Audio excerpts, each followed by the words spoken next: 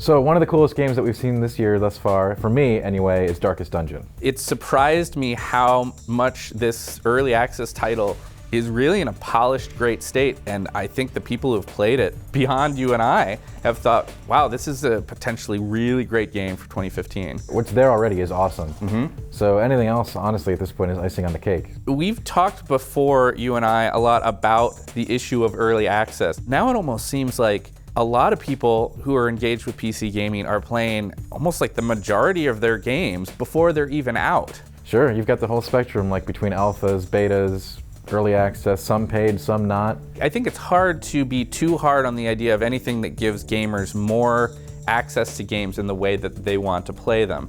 With that said, when you're introducing the idea of having to pay for that content, there is something that's a little bit questionable for me about how much are developers taking advantage of gamers to make games for them almost, right? To do the testing, to do the figuring out of what's fun, while those gamers are literally giving them the money for those games. Give us $20 and play this game that's, we haven't really figured out how combat works yet. And it may never come out. But when these things are pushed up to the front page of Steam, they're right in your face, people are playing them, they're talking about them, I don't know. It's a really weird environment to be in, especially when you have other games that stay in polished beta forms or alpha forms for years before releasing. Yeah. And then the launch is, it's flipping a switch. Nothing's really changed.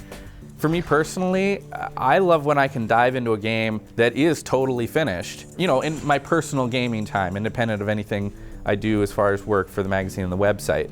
And I worry sometimes that the developers who are using this strategy, in some cases, are short shrifting the experience of their final game. I think for some titles that's absolutely accurate, especially for games that don't have this sort of always online multiplayer aspect to them, because those games are constantly evolving even after launch. So with MMOs and MOBAs, right, games like that, it's less relevant, I think, than other games, which, you buy into an alpha and then none of the content ever happens. Like, there are terrifying stories out there in this realm, like, Cube World, which is a game that I thought was amazing. You got in the alpha, and that was it. Darkest Dungeon, it feels like to me, lives at one end of the spectrum where it's a very polished game already. It's just not everything there yet. Right. I've heard you say that this is one of your favorite roguelikes that you've ever played. Of all time. Okay, so the systems itself aren't that, breathtaking, but when everything comes together with the art style, and they got the voice acting from Wayne June, who's known for his H.P. Lovecraft reading skills. Yeah. Everything syncs up to make this perfect package, really. From combat to concept. Everything there is there for a reason, and it works great. We've only gotten to play the 3 dungeons so far out of the 5 that will be in the final build.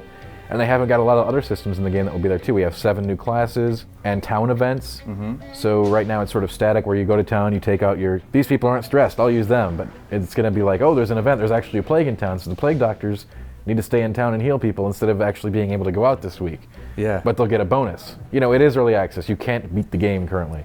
Right. But what is there, it works. Even the early sections of the game that I played impressed me from an angle of just how perfectly they nailed this sort of narrative and thematic vibe of what they're shooting for, right? You talk about this narrator who comes from an H.P. Lovecraft background, and that feeling, even in the opening intro narration, is so spot on. Yeah. It's exciting to see somebody do that well and get people into that field. I think that's one of the big aspects that, in other roguelikes, it feels like you're going through procedurally generated content. It can feel very grindy at times. And with this game, the narrative sort of feels like you're creating your own stories as you go through, rather than just going through the rote mechanics of collecting items and killing monsters. Yeah. It's more like things are going to go wrong here. And the whole stress system on top, it just really adds to the flavor. Not just worry about your character's health, there's some other problems that are going to happen, and it's going to be bad. Once I played even half an hour of it, I was like, this is very, very good. Yeah, I can't wait for final release, and I'm really excited to see that it's actually going to console too, where we'll see a whole new audience.